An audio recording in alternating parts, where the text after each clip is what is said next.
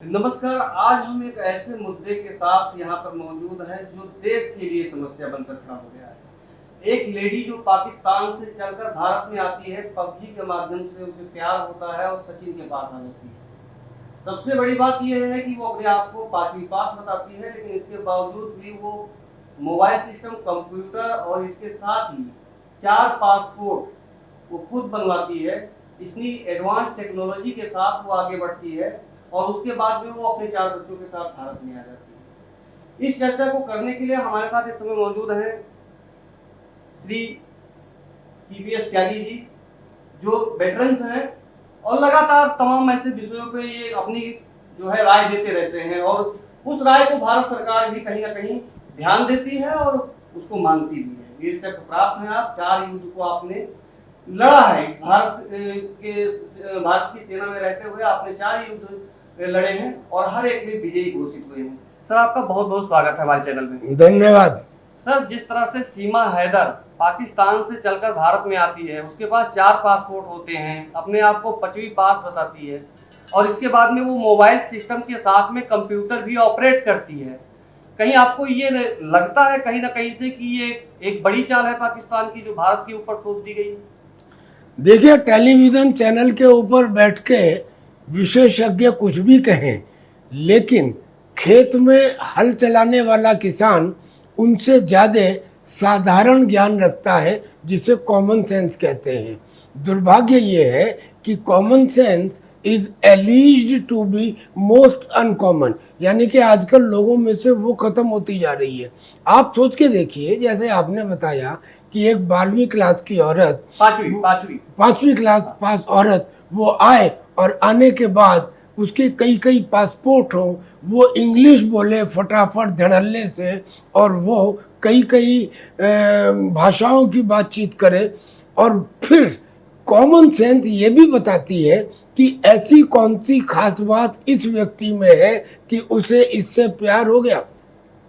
Common sense ये भी बताती है कि अजमाए को अजमाना बेवकूफ़ी कहलाता है।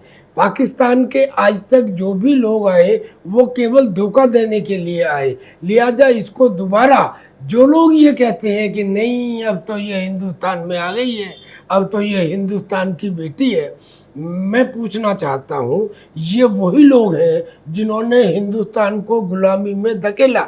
और मुझे आज ये कहते हुए कोई शर्म नहीं आती जब मैं ये कहता हूँ कि अगर पृथ्वीराज ने पहली दफ़ा में मोहम्मद गौरी को माफ़ ना किया होता तो आज हिंदुस्तान का इतिहास अलग होता। हमारे ये लोग ये तो बताते हैं दया, क्षमा, करुणा, प्यार, सहनशीलता, अतिथि सत्कार, ये भूल जाते हैं कि ये सब चीज़ें व्यक्तिगत चरित्र का हिस्सा हैं, ये राष्ट्रीय चरित्र का हिस्सा नहीं है।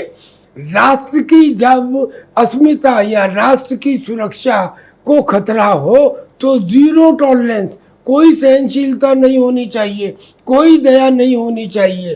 क्या इस लेडी से राष्ट्र की सुरक्षा को खतरा होता हुआ दिखाई नहीं दे रहा? और अगर इसमें डाउट भी है तो वो benefit of doubt national security को जाना चाहिए, इस लेडी को नहीं जाना चाहिए। यानी कि इस लेडी को हिंदुस्तान की नागरिकता देना गलत होगा। अब इसको नियम कायदे से समझिए।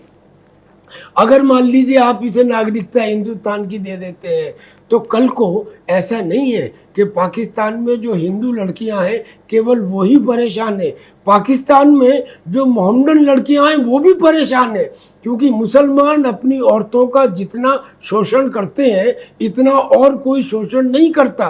तो एक के बाद एक किसी न किसी बहाने लड़ी लग जाएगी, तब आप क्या करेंगे? अगर आपने एक को दे दी तो वो कहेंगे साहब अब तो इसकी प्रासंगिकता है, अब तो इसका प्रेसिडेंस है, हमको भी दीजिए, तो ये और नई प्रॉब्लम हो जाएगी। तो ऐसा कार्य करना जिसमें शुरू में ही दिखाई दे रहा हो कि आने वाले समय में ये बड़ी मुसीबत बनने वाली है, लिहाजा इट इज कॉल्ड कि जब कोई प्रॉब्लम दिखाई दे तो निप इट इन द बड, यानी कि कली को खिलने से पहले खत्म कर दो, यही आवश्यकता है। और मेरा पर्सनल विचार है कि इसको हिंदुस्तान की नागरिकता देना सर्वथा गलत है।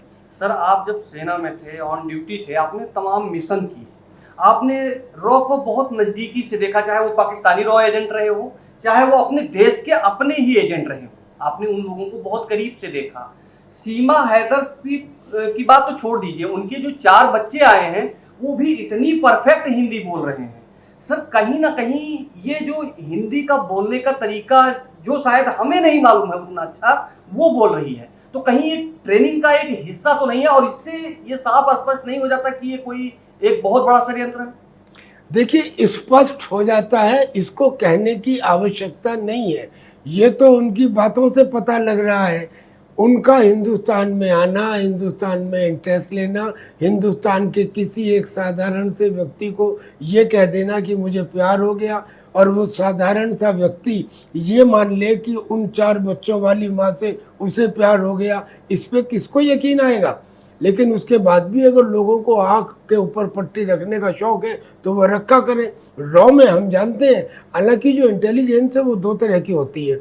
एक इंटेलिजेंस तो वो होती है कि जो हमारे मुखबिर हैं वो ही पाकिस्तान के मुखबिर भी होते हैं, यानी कि वो यहाँ से पाकिस्तान में जाते हैं और पाकिस्तान से हिंदुस्तान में आते हैं।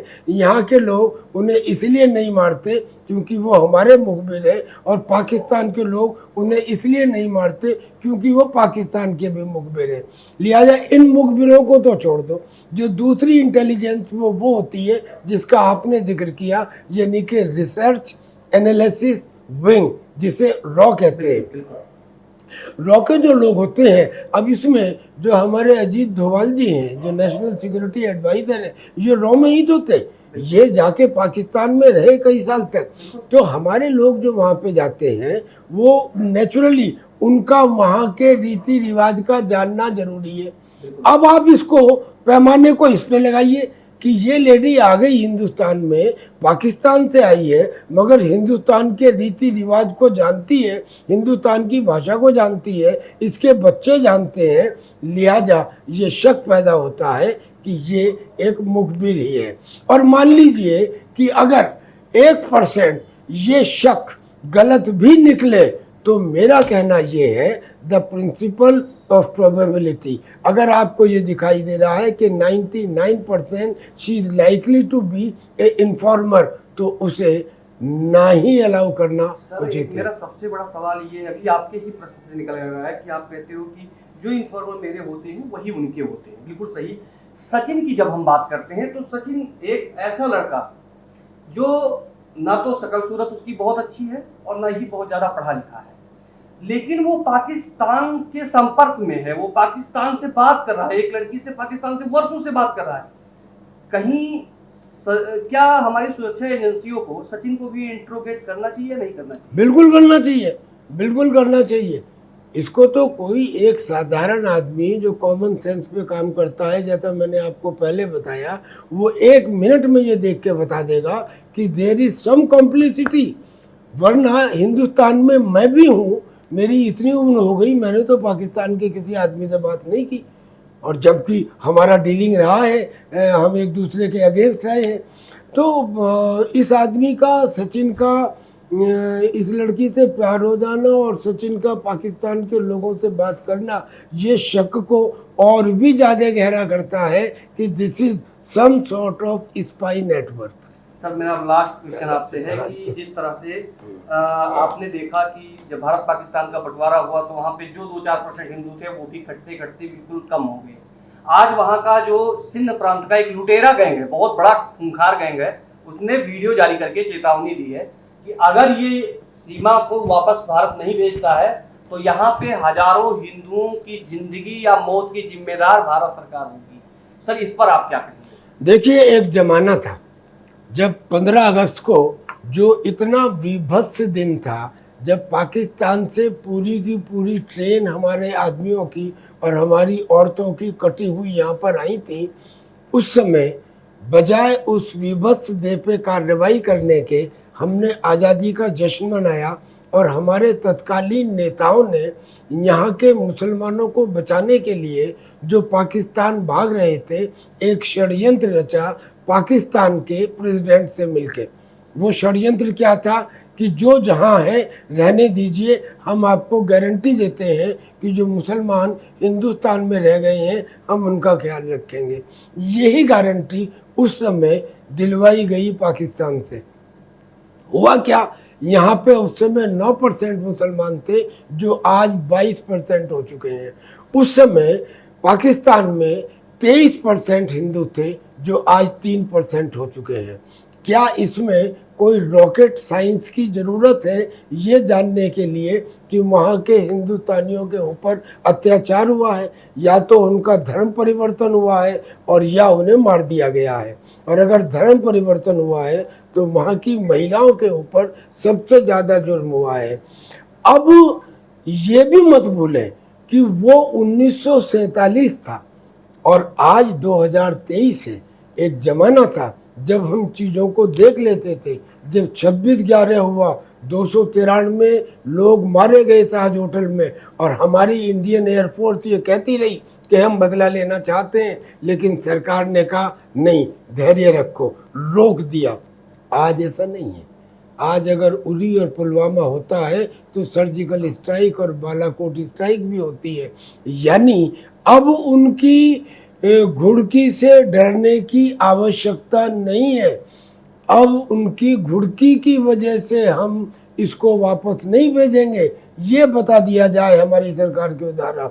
हम उसको इसलिए वापस भेजेंगे क्योंकि हमें उसका स्पाई होने का शक है।